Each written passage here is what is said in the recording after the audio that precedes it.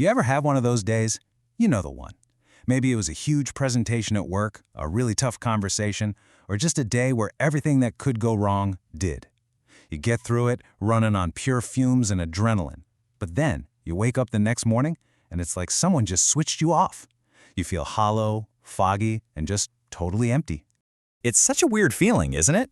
I mean, you made it through the stressful part. You should be feeling relieved. Maybe a little tired, but relieved. So why do you often feel the absolute worst the day after? It doesn't seem to make sense. Well, it turns out there's a very real, very biological reason for this, and we're going to get right into it. And yeah, there's actually a name for it, a cortisol hangover. And I just want to say, if this sounds familiar, you are absolutely not imagining it. It's a real thing. It's that specific brand of exhaustion, that brain fog where you can't think straight, that feeling of being completely drained after the storm has passed. Just giving it a name can be a relief, right? It validates the whole experience. So to really get why the crash feels so bad, we have to rewind a bit and look at the peak. What is actually going on inside your body when you're in the thick of it all? Well, it's basically a hormonal story starring two main characters who have very, very different jobs. Okay, so think of adrenaline as your body's own personal SWAT team. It's the emergency first responder. The moment stress hits, bam, adrenaline kicks in, giving you that incredible surge of energy and laser focus to deal with whatever's happening. It's all about immediate action. But then there's cortisol. Cortisol is more like the cleanup crew that shows up after the emergency is over.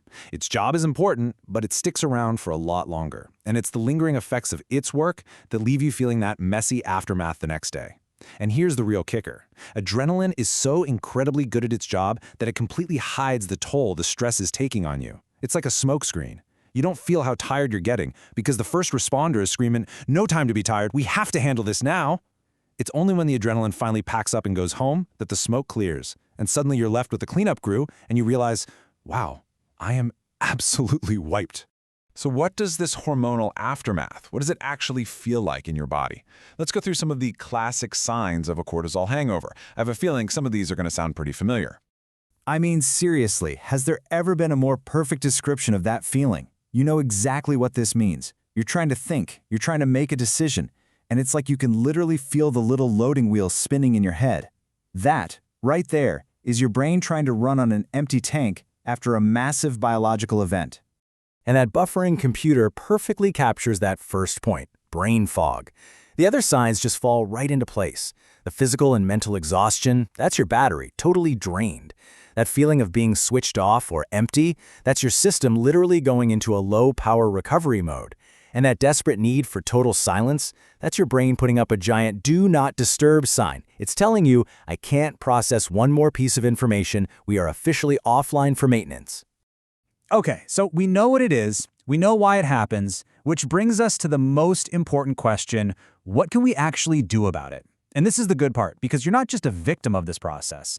You can actually help your body get back on its feet, and it all starts by understanding what your system is craving.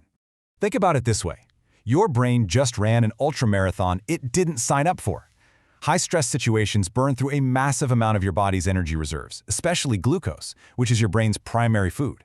So a huge reason you feel so foggy and out of it is simply because your brain is starving. It's running on fumes and crying out for some fuel. So helping your body recover really boils down to three pretty simple things. Step 1, refuel your brain. Give it some good, quality energy, especially from glucose. Step 2, recalibrate your system. This means real rest, not just scrolling on your phone, but true downtime that lets your nervous system settle. And step 3, probably the hardest one, reset your hormones with patience. This isn't an overnight fix. You have to give your body the time it needs to find its equilibrium again. Honestly, if you only take one thing away from all of this, please let it be this. Feeling this way is not a weakness. It is not a moral failing or a flaw in your character. A cortisol hangover is a completely normal, predictable biological response to an intense experience. Your body is doing exactly what it evolved to do. It's recovering. So instead of beating yourself up for it, try to see it as a sign that your body is working hard to take care of you. And that really brings us to a final thought, a different way of looking at this. We all know stress isn't going away. It's part of life. So if we know these hangovers are going to happen, maybe the question isn't how to avoid them, but how to prepare for them. The next time you see a stressful week or a big event on your calendar, how can you plan for your own recovery on the other side? How can you build in that time to refuel, to rest, and to let your system reset.